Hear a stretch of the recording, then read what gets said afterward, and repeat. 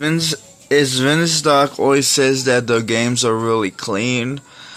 They said they cleaned cartridges before, but why is every time, like, I know the fact that all the cartridges they do have, they have them put away, they have them out, like they have them out to sell, but some of them they have them in the glass cabinet. What is the deal with the glass cabinet or their wall shelves? Why is every time I buy a game from there that it's supposed to work, but they always work, but those moments I keep getting a cartridge from them and they always keep getting dirt inside of the bottom of the cartridge. Like, what should I do? Should I buy these plastic little boxes says Nintendo on it so I can put them in there so they don't get dirty?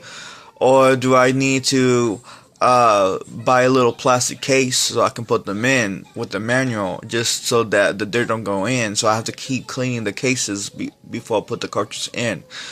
But what's the deal with Vintage Stock has cartridges so dusty, like so dust bunnies, all the cartridges, and cartridges is just, some of them are just yellowed, and some of them it's not. Some of them it's just normal color, but then there's moments I find cartridges that are yellow.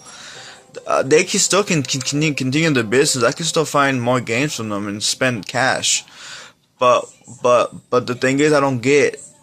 Is Vintage Stock really taking good care of those games, or they are doing the best? I get that, but why those games are really dusty? That got me the question: why they're so dusty every time they grab a game from somebody who wants to sell them to them so they can sell them, and they just keeps the games and then they resell them to more people, but at the same time.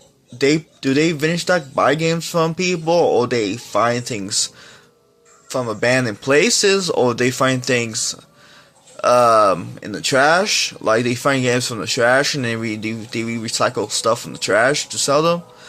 Cause these games are not really from the trash. I find games from the trash and they do work, but like, why? And sometimes they don't. But why do video games? Why do all the video games they keep finding from a lot of people, a lot of vendors, a lot of people, a lot of stores and stuff, a lot of collectors? Like, they buy Vintage Stock buy games from other collectors they don't want those games anymore, so they want to get rid of them.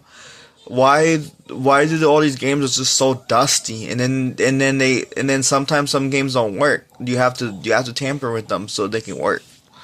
I don't get it.